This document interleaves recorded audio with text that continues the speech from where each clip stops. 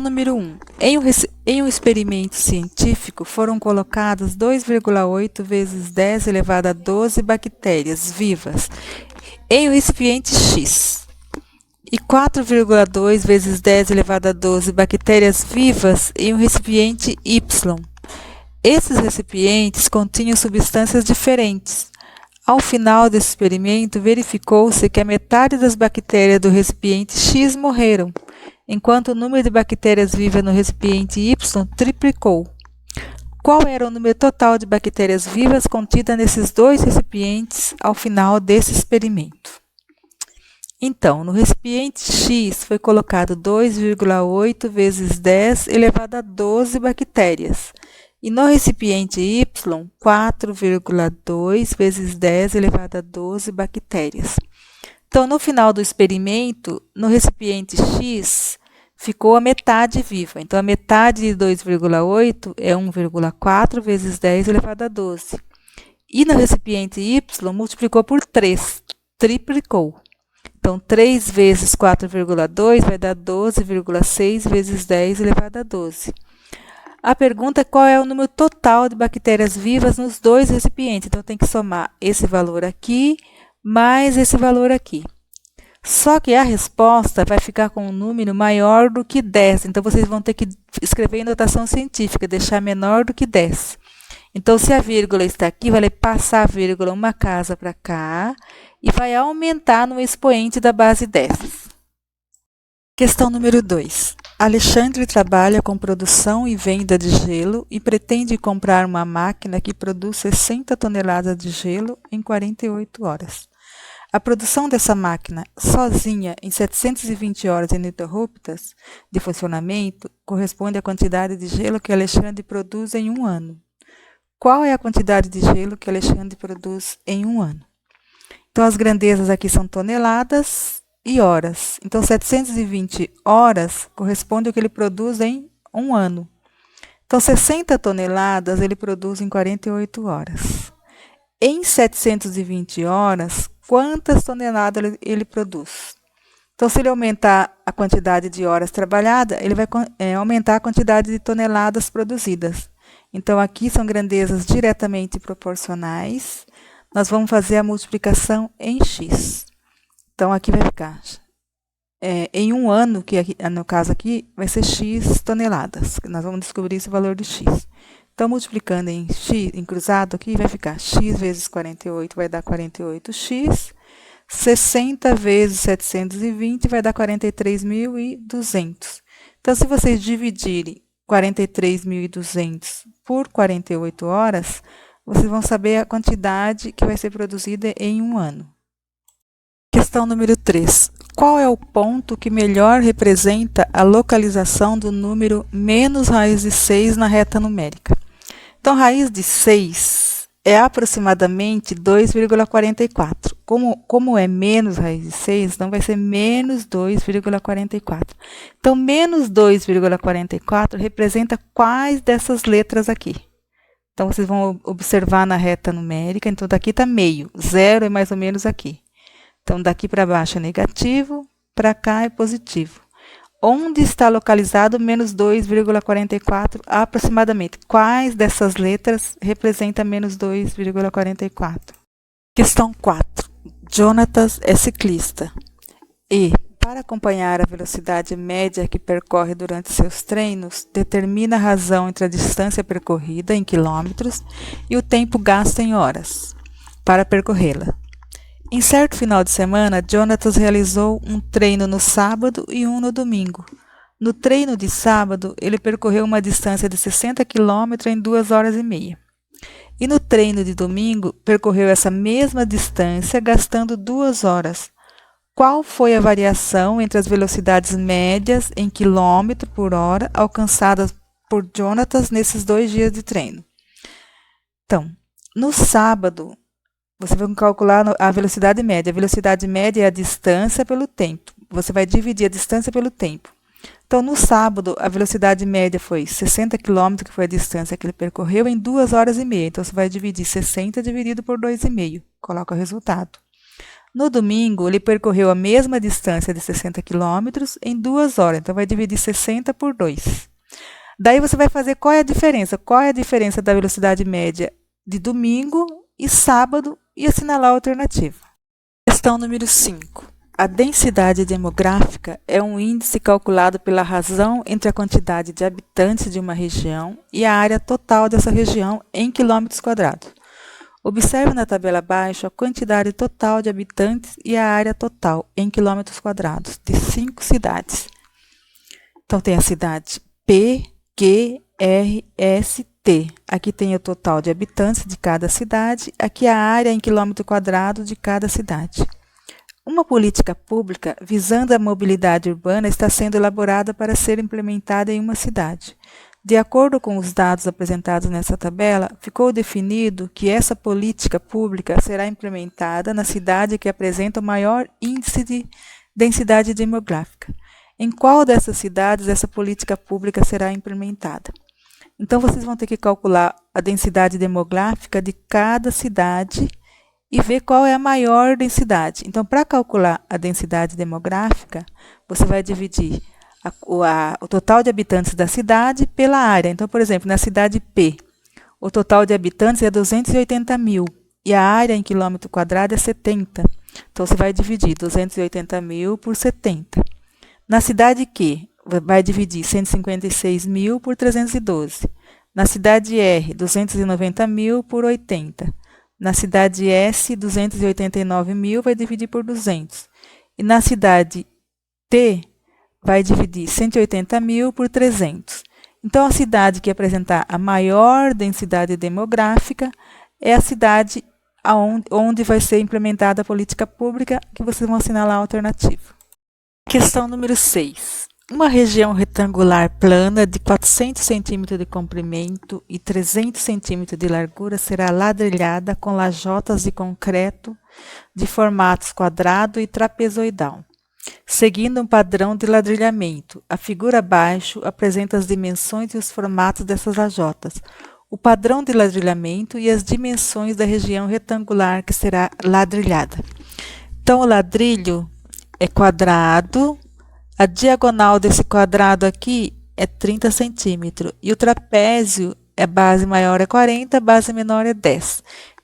Então essa região plana ela será ladrilhada com trapézios e quadrados. O comprimento aqui vai ser 400 centímetros por 300 de largura. Para preencher as laterais dessa região, algumas lajotas quadradas serão divididas na metade. Então, aqui é o quadrado. Então, para a lajota quadrada, ela vai dividir na metade para ficar nas laterais, em sua diagonal. Essas lajotas que forem divididas terão suas duas metades utilizadas nesse ladrilhamento, de acordo com esse padrão. Qual é a quantidade total de lajotas, no mínimo, que serão utilizadas para ladrilhar essa região retangular? Então, aqui vai ser uma região plana de 400 centímetros de comprimento por 300. Então, o quadrado aqui vai ser metade, vai ser utilizada aqui e a outra metade na outra lateral. E aqui vão ser os trapézios nas laterais do comprimento aqui. O comprimento vai ser só o trapézio. Então, se aqui a diagonal vale 30, esse pedaço aqui, ó, essa metade, a diagonal da metade do quadrado, vale 30 centímetros. Então, essa largura aqui vai ser 300. Se cada diagonal aqui vale 30, então aqui vai precisar de 10 metades nessa lateral. Aqui a base do trapézio é 40, então o comprimento é 400. Então, vai precisar de 10 trapézios aqui no comprimento para completar todo. Então, a primeira linha desse ladrilho de ladrilhos vai ficar assim.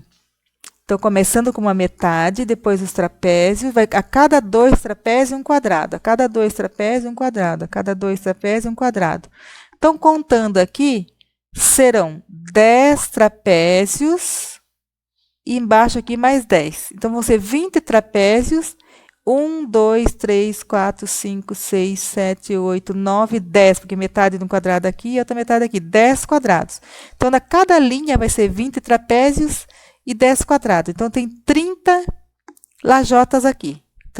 trapézios e quadrados.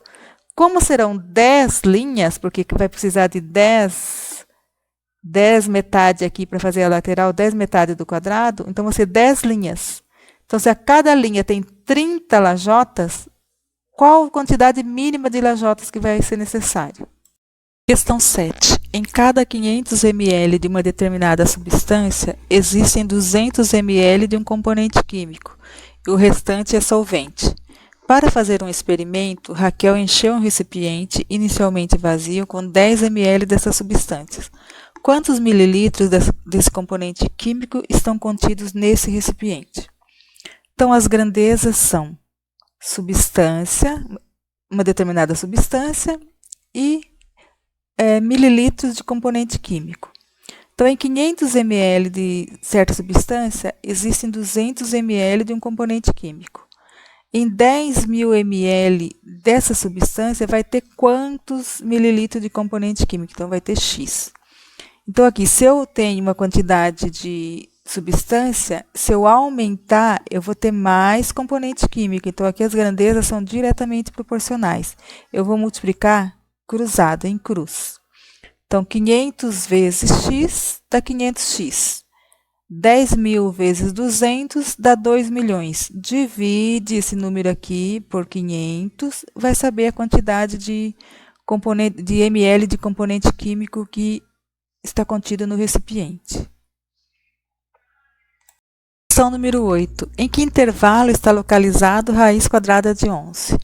Então, raiz quadrada de 11 é aproximadamente 3,316, tá? Infinidade de números depois da vírgula. Então, ele está localizado entre quais números? É só ver as alternativas e assinalar. Questão número 9. Uma indústria vende um modelo de cabo de aço cuja razão entre sua massa em quilos e o seu comprimento em metros é de 2 para 3 kg por metro. Um cliente comprou 12 metros desse modelo de cabo de aço para utilizar em um guindaste. Qual é a massa em quilo do cabo de aço que esse cliente comprou? Então, a razão é a massa dividida pelo comprimento. Então, a massa dividida pelo comprimento é de 2 para 3. A cada 2 quilos da massa, 3 metros de comprimento do cabo de aço. Então, aqui ele quer saber qual é a massa em quilos de que ele comprou. Ele comprou 12 metros, então a massa eu não sei, eu vou colocar X. Ele comprou um cabo de aço de 12 metros, no lugar do comprimento eu vou colocar 12. A razão é de 2 para 3. Então, aqui, multiplicando em X, resolvendo a proporção aqui. X vezes 3 dá 3x, 12 vezes 2 dá 24. Dividindo aqui 24 por 3, você vai descobrir a massa do cabo de aço. Questão número 10. O administrador de uma empresa analisou a quantidade total de ferro exportada por essa empresa em 2018 e 2019 e notou que houve uma queda de um ano para o outro. Em 2018, essa empresa exportou ao todo 3,115 vezes 10 elevado a 8 quilos de ferro. E em 2019, o total de ferro exportado foi de 4,582 vezes 10 elevado a 6 quilogramas. De quanto foi a queda da quantidade total de ferro em quilogramas exportada por essa empresa no ano de 2019 em relação a 2018? Então, em 2018 foi 3,125 vezes 10 elevado a 8. Em 2019 foi 4,582 vezes 10 elevado a 6. Então, ele teve uma queda. Ó, 10 elevado a 6 é menor do que 10 elevado a 8. Então, ele diminuiu. Só que você vai ter que calcular a diferença. A diferença de 2019 menos a diferença de 2018. Para fazer a diferença, a base 10, aqui no caso 10 elevado a 8, tem que ser 10 elevado a 8 aqui também. Aqui está 10 elevado a 6. Então, eu tenho que transformar em 10 elevado a 8. Para transformar, no caso, se eu andar a vírgula para frente, vai diminuindo aqui no expoente. Eu estou multiplicando por 10. Então, eu vou ter que fazer a divisão por 10, vou andar a vírgula para a esquerda para aumentar aqui até chegar a 8. Então, eu vou de 6 para 8, falta 2 aqui, 2 no expoente, eu tenho que aumentar 2 no 6.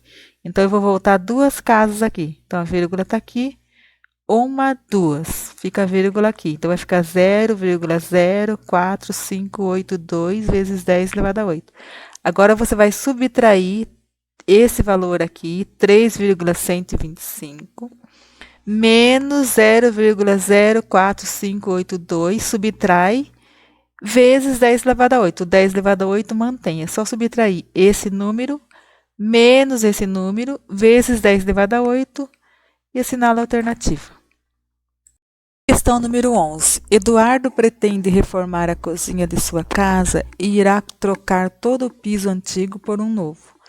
Observe na figura abaixo as opções de piso que Eduardo encontrou para comprar em uma loja de material de construção. Para fazer essa reforma, Eduardo irá escolher um tipo de piso, que ao montar as composições se encaixe perfeitamente, sem deixar folgas nem espaço entre eles. Dentre essas opções, quais delas Eduardo pode escolher para revestir o chão de sua cozinha? Então, será que ele vai poder escolher só triângulos equiláteros de ângulos iguais? Ele vai poder escolher o retângulo? Ele vai poder escolher um hexágono ou um pentágono? Então, ele vai ter que escolher um tipo. Ele quer fazer a cozinha com o piso todo só de triângulo, ou todo retângulo, ou todo hexágono, ou todo pentágono. Então, a regra é o seguinte: para encaixar perfeitamente, quando você encaixa todas as figuras aqui, por exemplo, se você encaixar só triângulo, ele tem que formar um ângulo de 360 graus para não ter folgas, para não ter espaços. Então, por exemplo, se ele escolher só triângulo, o que vai acontecer? Se ele encaixar todos os triângulos, não vai ter nenhuma folga, porque vai dar um ângulo de 360 graus. Se ele escolher encaixar todos os ângulos aqui, na casa aqui, todos os ângulos do retângulo são 90 graus. Então, se ele encaixar 4 retângulos, ele vai ter um ângulo de 360 graus. Então, aqui dá para fazer um piso perfeitamente, sem folga. Se ele escolher só hexágono, os ângulos do hexágono são 120 graus. Ó. Então, cada ângulo é 120. Então, se ele encaixar 3 hexágonos juntos, ele já forma um ângulo de 360 graus sem folga. Agora, o ângulo de um pentágono é 108 graus. São 5 ângulos de 108 graus. Se ele encaixar aqui, ó, o pentágono, o que acontece? Não fecha aqui, então vai sobrar, vai ter folga. Então, quais desses pisos ele pode escolher para fazer a cozinha? Questão número 12. Alfredo tem em sua fábrica 4 máquinas idênticas que, trabalhando juntas, produzem um lote de máscara cirúrgica em 420 minutos. Os lotes de máscaras produzidas nessa fábrica têm sempre a mesma quantidade e as máscaras são todas de um tamanho único. Devido ao aumento da demanda desse produto no mercado, Alfredo comprou 2 novas máquinas, idênticas às que ele já tinha para trabalhar junto com as demais nessa produção. Com a incorporação das novas máquinas à produção, em quantos minutos um desses lotes de máscara será produzido na fábrica de Alfredo? Então, 4 máquinas produzem em 420 minutos um lote de máscaras. Só que ele comprou mais 2 máquinas e incorporou as 4. Então, ele passou a ter 6 máquinas. Se 4 máquinas gastavam 420 minutos para produzir um lote, se eu aumentar mais 2 máquinas trabalhando, ele vai gastar menos tempo. Então, as grandezas aqui são inversamente proporcionais. Vai aumentar as máquinas e vai diminuir o tempo. Então, para resolver questões de resolução de problemas de grandezas inversamente proporcionais, eu multiplico na linha, não multiplico em x. Então, eu vou multiplicar 4 vezes 420 e 6 vezes x. Então, 6 vezes x vai dar 6x. 4 vezes 420 dá 1.680. Então, divide 1.680 por 6, vai saber em quantos minutos 6 máquinas vai gastar para produzir o mesmo lote de máscara. Questão 13. Aline e José combinaram de se encontrar em uma praça. Como essa praça se localiza no bairro onde Aline mora, ela precisou caminhar apenas 16 metros. José, por sua vez, saiu de sua casa de bicicleta e pedalou até a estação de trem o dobro da distância que Aline caminhou. Em seguida, ele embarcou em um trem e só desembarcou em estação do bairro de Aline, de onde pedalou por mais 3 metros até essa praça. Quantos metros no total José pedalou de sua casa até essa praça? Então, a Aline andou só 16 metros. José, ele andou o dobro de Aline, então ele pedalou o dobro da distância que a Aline caminhou. E em seguida, depois que ele desembarcou do trem, ele pedalou mais 3 metros. Então vocês vão calcular o dobro de 16, dobra 16 e soma mais 3 metros, você vai saber o tempo que a quantidade de metros que ele pedalou.